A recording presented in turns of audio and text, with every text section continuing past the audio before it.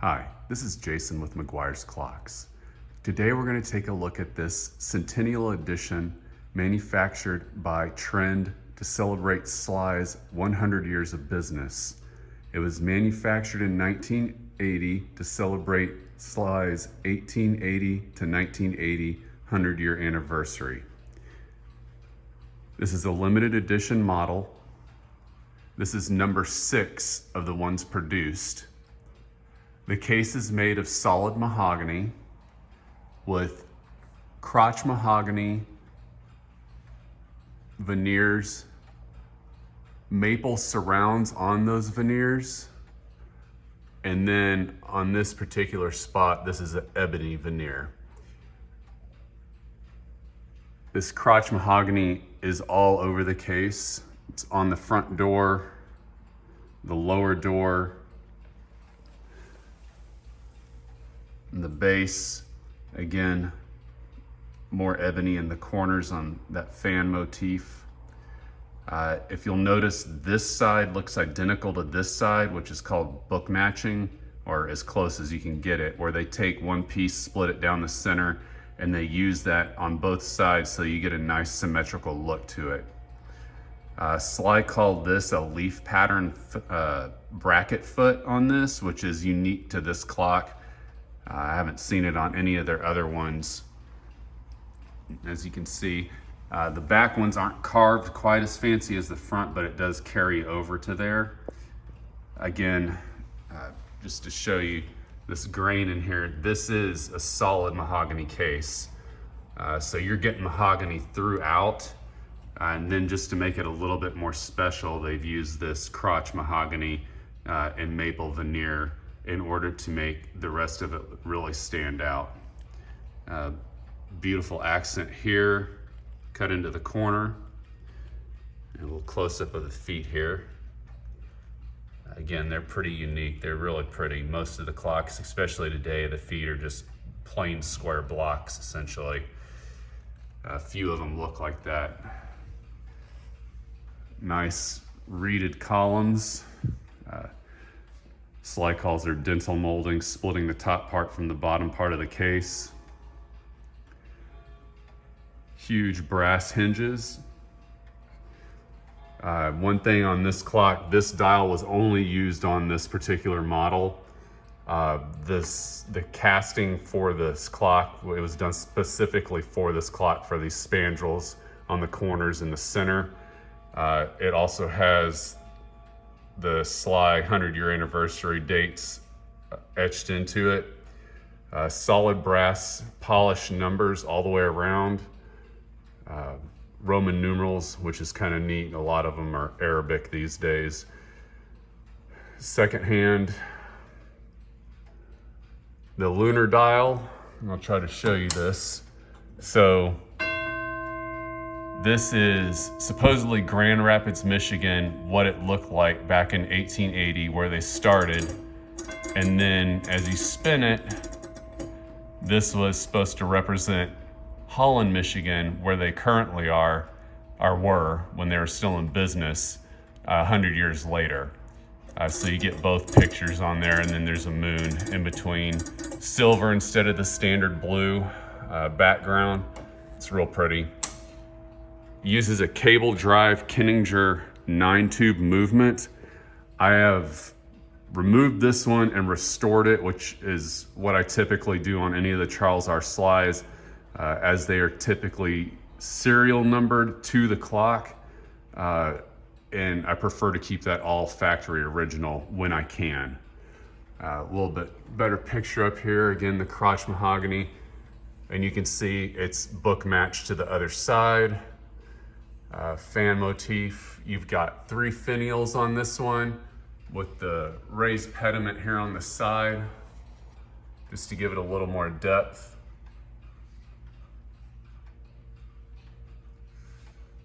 More crotch mahogany and maple. This, I believe they called it a spalted mahogany, if I remember right. It's been a long time since I've seen the pamphlet on this one. But it's just another form of mahogany direction that they cut it, and that is surrounding all the other mahogany veneers on there. Hinge doors on the side. There is an option with this one that I can do. This speaker grill is original. I keep it in there because it's original. However, a lot of customers opt for me to change this out to a piece of glass just to modernize it a little bit. Also makes it where you can see the movement in there. That can be done. I just need to know ahead of time. It's just braced in with these wood strips, so it's not hard to do. That is an option. You can either go with this wood piece in here with the decoration with flat glass behind it, or I can have beveled glass cut to match these doors and install that also. That's a little bit more expensive than doing the flat glass. It takes a little bit more time. So if that's something you'd want, you'd need to give me the time to do it, but it is possible. Again, Argos 9 tube, completely redone. Totally disassembled, bushings, pivots polished, new escape wheel. If you don't know this about the Argos movements, they're good movements, but they have a tendency to wear the teeth down on the escape wheel, making them run exceedingly fast, and you can't slow it down enough because it's not getting enough pendulum swing because the teeth are worn down on it. That's one thing we do with the Argos movements on the ones that we choose to overhaul. To show you the other side here. 9 polished brass tubes hang in the back of it. And this one, some of these had a place for a key in there, but this one does not. Open the front here for you. All the glass on this clock is beveled, as you can see here. It's beveled on the outside. It's a little bit easier to show you from this side because it shows up easier. Again, see if I can get a good angle. This is all held in with the wood stripping like the other doors.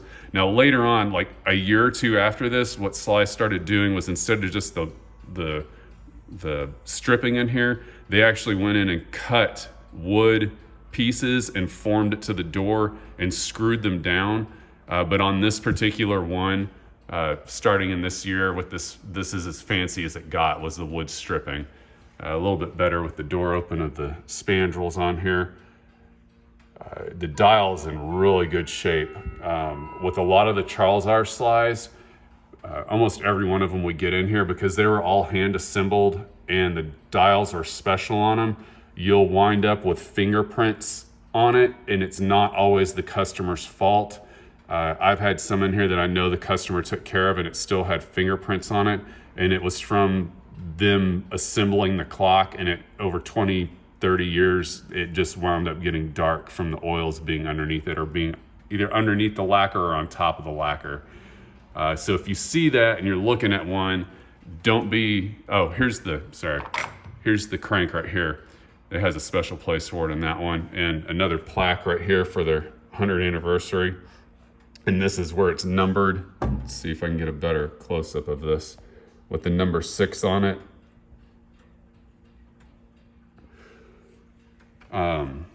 Anyhow, don't be discouraged by seeing fingerprints. It doesn't mean it's not taken care of. If you find one that you like and it's got them on there, they almost all have them at this point. Like I said, I've rarely got one in that didn't have them on there. All right, let me show you the bottom here. Double door. Sligh also says that this is a special key to this case. However, the other ones I've had in here from this time period also use, the other Charles R. Sligh variants use this key also.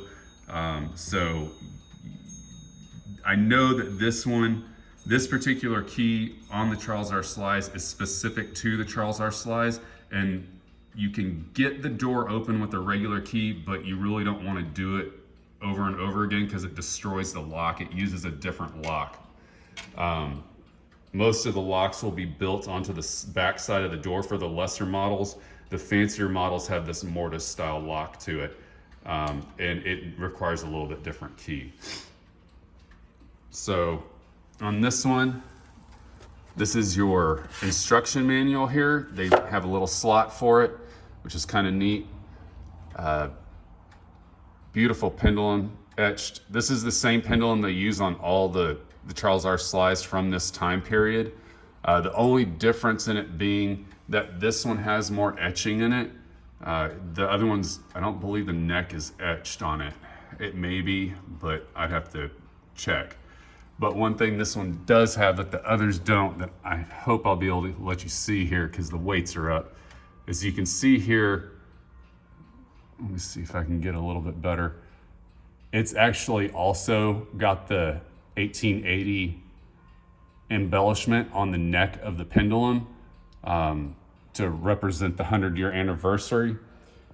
It's a very beautiful clock. So on this particular one, this one did have fingerprints on the bob of the pendulum and the weights. Like I said, it's really pretty common. So I had our brass guy take all the lacquer off, repolish everything, and then re-lacquer it so that wouldn't be there anymore. The dial is really hard to do. So if you find one with that on there, just leave it because there's a lot of different pieces and parts that come off the dial to get it all the way apart. And some of these dials have pieces that are riveted on and you can wind up doing more damage than good. But like I said, this one was in really great shape. Back here you can see how beautiful that crotch mahogany is. It was a really expensive wood to use. Sligh said that they made this clock in the style of a more traditional English clock. I think this is what eventually became the traditional style here in America, you know, for what they sold even up until now. That's the most traditional style.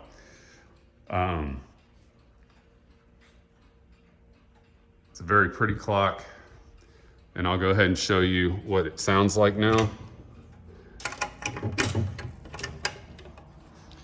Currently, we are on St. Michael's.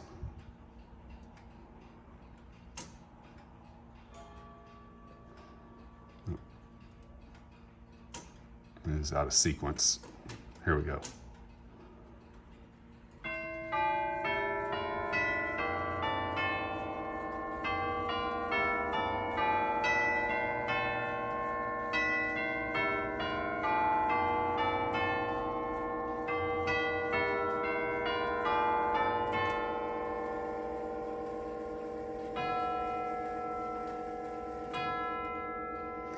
All right, now I'm gonna go ahead and show you Westminster because someone always asks for that. So let's go ahead and do that. Before I do it, I'm gonna tell you that this clock is old enough where your options on the chime system, you don't have an automatic nighttime shut off. You can completely silence it. You can have it silence you can silence the quarter-hour chime and just have it strike the hour. And then you have 3 chimes afterwards. So there's no true automatic nighttime shut off, but you can shut it off completely every night if you need to.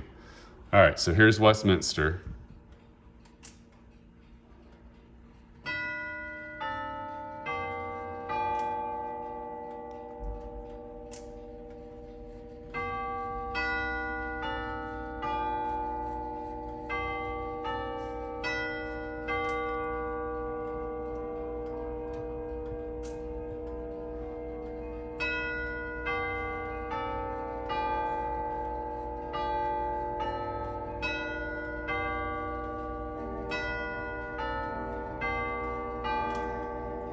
All right, I'm gonna wait to do the hour because as usual, all the other clocks want to go off when I'm showing these. So let me let this one in the background finish and then I'll show you the top of the hour. All right, here we go. Westminster.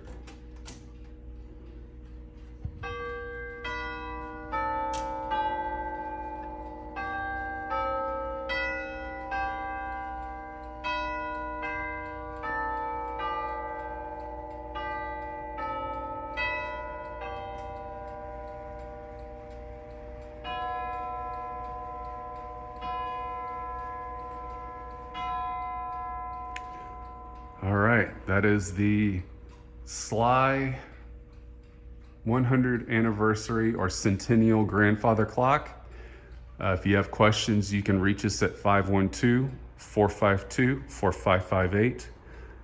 Find us at mcguiresclocks.com, Facebook under McGuire's Clocks, also on Instagram under McGuire's Clocks. Please feel free to call us. Thank you.